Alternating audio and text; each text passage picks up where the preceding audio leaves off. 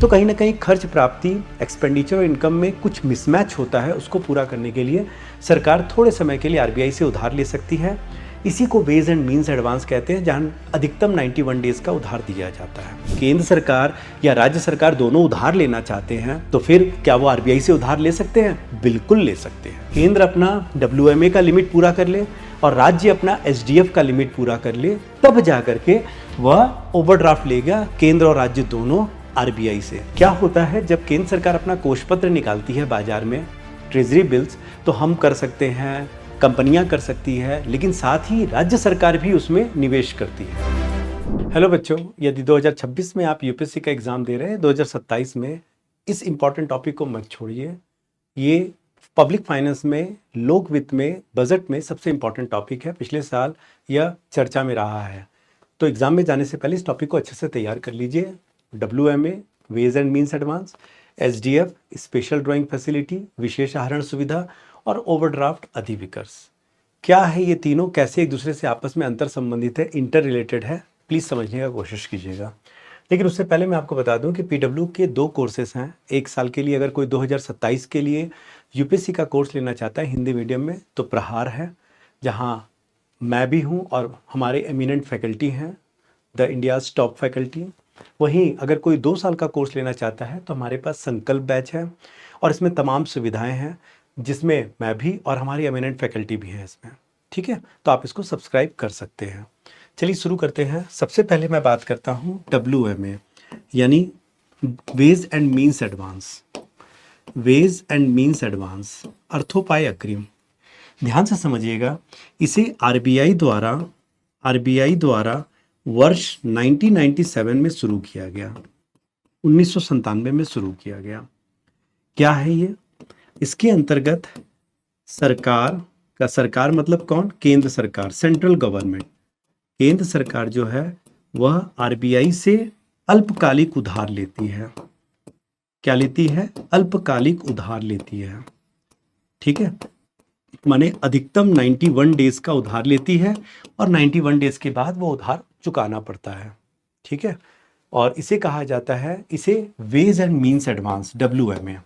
आखिर ये उधार आरबीआई क्यों देता है केंद्र सरकार को डायरेक्ट? कि अगर सरकार का मान लीजिए खर्च और प्राप्ति, जो एक्सपेंडिचर और रिसीट है, एक्सपेंडिचर और रिसीट या इनकम एंड एक्सपेंडिचर, उसमें किसी प्रकार का मिसमैच हो जाए, संतुलन आ जाए। मान लीजिए थोड़े समय के लिए सरकार का खर्च, क्योंकि सरकार का खर्च तो हमेशा ही होना है, लेकिन सरकार की प्राप्ति तो महीने के लास्ट में या एकदम फिक्स टाइम में होता है, टैक्स के रूप में। तो कहीं ना कहीं खर्च प्राप्ति, एक्सपेंडिचर और इनकम में कुछ मिसमैच होता है। उसको पूरा करने के लिए सरकार थोड़े समय के लिए आरबीआई से उधार ले सकती है। इसी को वेज एंड मीन्स एडवांस कहते हैं, जहां अधिकतम 91 डेज का उधार दिया जाता है। ध्यान रखना, यहाँ केवल केंद्र सरकार उधार लेती है, राज्य सरकार नहीं। और इसका एक लिमिट होता है कि आप वेज एंड मीन्स एडवांस में केंद्र सरकार इतना अधिकतम उधार ले सकती है, उससे ज़्यादा नहीं। हालांकि यहाँ पर जो उधार का ब्याज दर आरबीआई लेता है वह रेपो दर के बराबर लेगा।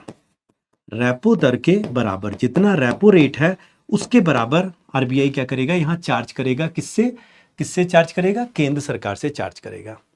अब अगर हम बात करते हैं आरबीआई से क्या राज्य सरकार, स्टेट गवर्नमेंट उधार ले सकती है? क्या स्टेट गवर्नमेंट अल्पकालिक उधार ले सकती है? सवाल फिर से है, क्या आरबीआई से स्टेट गवर्नमेंट अल्पकालिक उधार ले सकती है? तो हाँ, बिल्कुल ले सकती है। क्या इसके लिए राज्य सरकार भी कोई अल्पकालिक प्रतिभूति जारी करती है? बिल्कुल नहीं। राज्य सरकार कभी कोई अल्पकालिक प्रतिभूति जारी नहीं करती है। केंद्र सरकार की जो अल्पकालिक प्रतिभूति है, इसको हम कोष पत्र या ट्रेजरी बिल कहते हैं। ट्रेजरी बिल कहते हैं, ठीक है ना। लेकिन याद रखिएगा, केंद्र सरकार ही कोष पत्र को जारी करती है, ट्रेजरी बिल को। राज्य सरकार कोई भी अल्पकालिक प्रतिभूति को जारी नहीं करती है। तो फिर राज्य सरकार किस प्रतिभूति के आधार पर केंद्र सरकार से अल्पकालिक उधार लेती है? याद रखना, वो केंद्र सरकार की प्रतिभूति ही लेती है। केंद्र सरकार की प्रतिभूति या केंद्र सरकार की गारंटी पर ही उधार लेती है। प्रतिभूति मतलब सिक्योरिटीज पर उधार लेती है। मतलब क्या होता है, जब केंद्र सरकार अपना कोष पत्र निकालती है बाजार में, ट्रेजरी बिल्स, तो हम कर सकते हैं, कंपनियां कर सकती है, लेकिन साथ ही राज्य सरकार भी उसमें निवेश करती है। क्यों? क्योंकि राज्य सरकार को पता है कि जब उनको आरबीआई से उधार लेना होगा तो यही कोष पत्र के आधार पर, गारंटी के आधार पर वह आरबीआई से उधार ले सकती है। और यहां भी आरबीआई उनका एक लिमिट तय कर देती है कि आप इतना उधार ले सकते हैं। इसे कहा जाता है, इस फैसिलिटी को स्पेशल ड्राइंग फैसिलिटी, एसडीएफ कहा जाता है, विशेष आहरण सुविधा।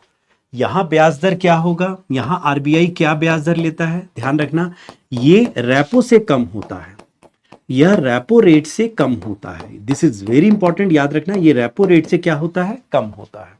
ठीक है, तो दो चीज समझ में आया। अब यहां बहुत अच्छे समझना, केंद्र सरकार की अपनी लिमिट है, राज्य सरकार की अपनी लिमिट है।